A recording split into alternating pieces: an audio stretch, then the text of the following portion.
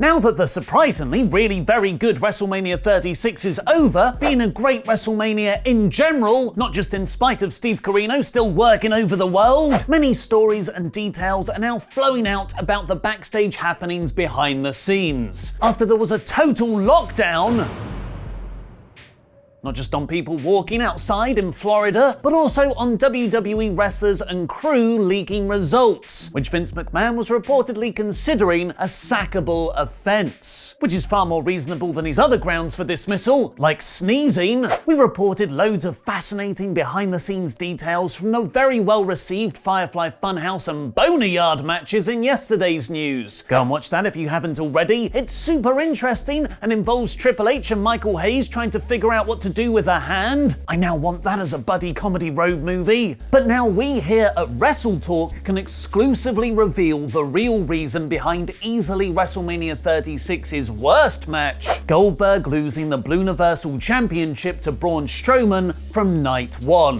which saw an average of 17 finishes a second. Don't think about the maths on that. As we already know, Strowman was not Goldberg's original opponent, only being officially added 24 hours before night one. It was always meant to be Goldberg versus Roman Reigns, which was masterfully set up on SmackDown last month when Reigns came out and said, "Me please," and then Goldberg went, "Yeah," and then they were fighting. What an unforgettable feud. Reigns perfectly understandably pulled out of the match over very real concerns over his health, as his two previous battles with leukemia put him at a much higher risk of contracting a serious version of Steve Corino. Roman apparently told WWE management he wouldn't be competing in the match around 2 weeks ago, and now we can exclusively reveal their original plan to get around that. WrestleTalk's Louis Danger is reporting that WWE's initial plan when they found out Roman wouldn't be on WrestleMania was to have Goldberg retain over whoever his challenger was going to be. WWE wanted Goldberg to put over Roman Reigns, which was the entire point of him beating The Fiend for the title at Super Showdown in February. Long-term booking. Just a shame you throw away even longer-term booking to get there. We gotta take these victories where we can. In order to preserve the moment of Goldberg putting over Reigns, because Reigns really needs more endorsements from wrestlers, WWE tentatively shifted their match to SummerSlam, where hopefully the Steve Corino pandemic will be more under control, and they could have had Goldberg pass the Blue Universal torch to Roman in front of an arena full of fans. But Braun Strowman ended up beating Goldberg on night one of WrestleMania. So what happened? As sources have told us that these plans were changed because Goldberg's final WWE appearance and match of 2020 was always going to be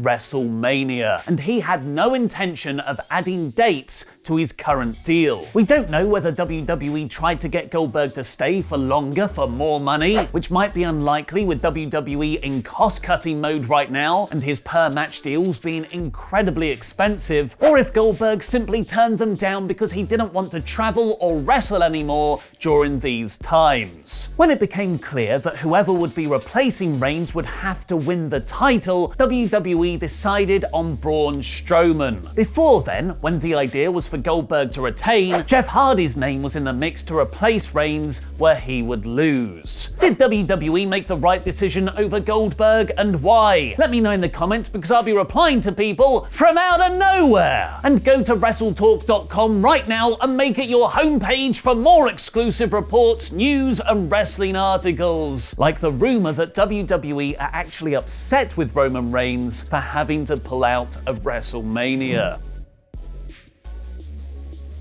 Thanks for your support on Patreon. Luke's favourite fan, the one, the only, the awesome Bubba.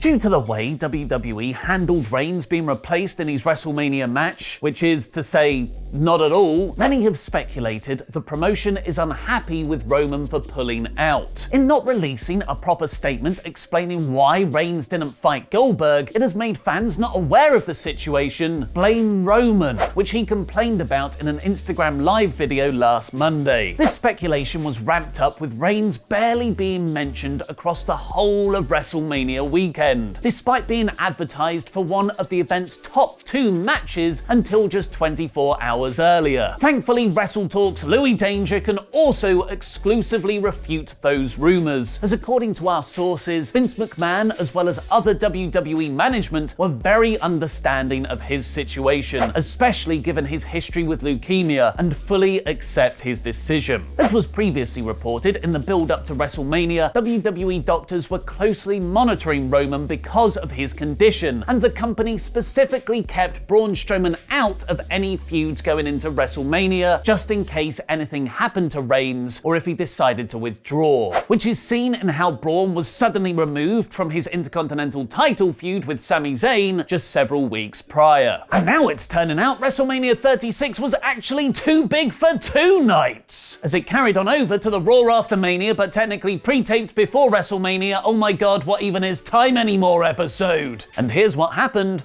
in about 5 minutes. The show opened with a recap package of Drew McIntyre beating Brock Lesnar from the previous night's main event in a promo that was almost as long as the match itself. And then Byron Saxton welcomed us into Series 37 of WWE by saying it's time to hit the reset button. Oh my god, the restart failed and WWE booted up again without crowds. Enable cookies. Can anything fix this? The first match of the newest of new eras today was Asuka tapping Liv Morgan in a decent TV match. Liv looked really good here, which was likely 70% Asuka, but she did ultimately lose. And if blonde people don't have a chance in WWE, who does? Probably not Kairi Sane, who didn't accompany Asuka to ringside. This could be because of social distancing precautions, and Asuka was still referred to as a member of the Kabuki Warriors, but there are also reports Kairi's contract is up soon, and she's exploring options outside of WWE. Caruso alert from the past! We got a post-match interview from Night 1 with Becky Lynch putting Shayna Baszler over to Charlie. Shame she didn't do that in the actual match. And Baszler promising Becky will feel the agony of her defeat. Feel the agony of her defeat. Feel the agony of her defeat. She said it 3 times, setting up their feud to continue. The Street Profits did a replay of their Raw Tag Team title defense the previous night by fighting Zelina Vega's AA team of Austin Theory and Angel Garza, who did all make their entrances like a coherent unit tonight. The match built to Montez Ford's hot tag that was so hot, he summoned his real-life wife Bianca Belair to weirdly challenge Zelina Vega by addressing the hard cam, not, the actual person behind her. This turned into a match between the two, seemingly confirming Belair's full main roster call-up, which became an intergender 6-person tag, which Bianca won by pinning Vega.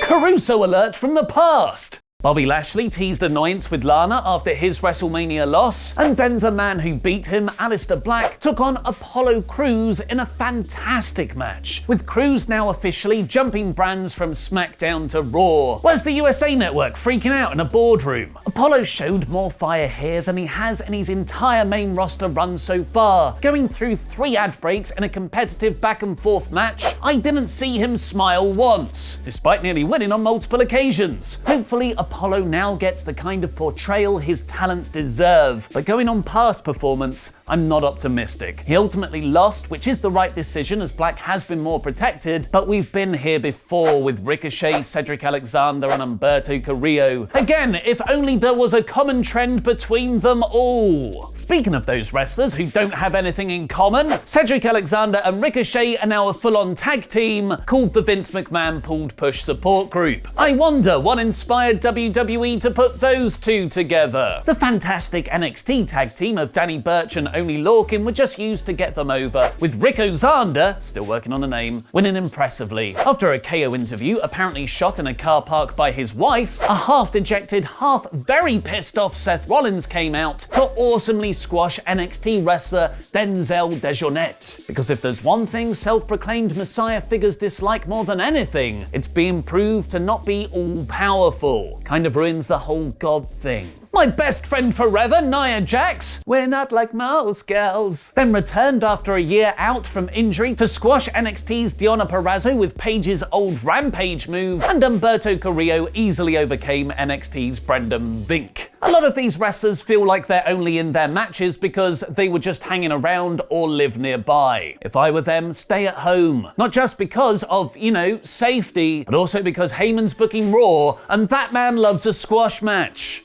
Caruso alert from the past! Charlotte Flair is better than all of us. And then, after the same McIntyre vs Lesnar recap package we got at the start of the show, Raw's final segment was what happened after that WrestleMania main event. Drew having an in-ring interview with Not Renee Young, saying how it's real to him now his side plates are fitted, and neatly thanking Paul Heyman in both kayfabe and a shoot. In storyline, McIntyre spoke about he has Heyman shouting advice to Brock during the match to thank for fueling him on. But really, underneath, there was a genuine thank you to Paul, the head booker, for believing in him. And then the Big Show came out for a WWE Championship match, technically main eventing WrestleMania and turning heel again in the year of our Rollins 2020. Big Show goaded Drew into having a match with him just 20 minutes after being hit by an F16, which is 4 times F5, quick maths. And it actually made for a really dramatic match, with a very effective near fall off a Big Show chokeslam. It's a good sign that we're invested in Drew as champion, as I did not want him to lose the belt right then. But of course, Drew overcame the evil monster with a claymore in the end. And you can now see Big Show in his new Netflix family comedy, The Big Show Show. Oh my god, he literally just turned babyface again. What did you think of Raw? Let me know by clicking the eye above my head to give your rating. There was nothing bad on this show, and they padded the episode well with the Black vs Apollo and Street Profits matches. But there was a lot of filler, and my attention waned. I know this is an unprecedented situation, so you can't really blame WWE for putting on a lackluster Raw after Mania, which is so often made by the very lively crowd. But then again, unprecedented times call for unprecedented measures. Make Raw 2 hours long, 90 minutes if you can. It'll make it a much better viewing experience now more than ever. This week's Raw is simply average. Bray Wyatt vs John Cena is a 6-star match in my opinion. Watch my WrestleMania 36 Part 2 review by clicking the video on the right. And watch Adam Blompier and Luke Owen's full WrestleTalk podcast review of the show by clicking the video below that. I've been Ollie Davis, and that was wrestling.